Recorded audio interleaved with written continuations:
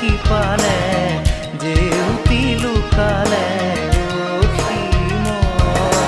নভবা কথাও হঠাতে হয় চাগে পায়ো হেৰুৱালো বুজি পোৱাৰ আগতে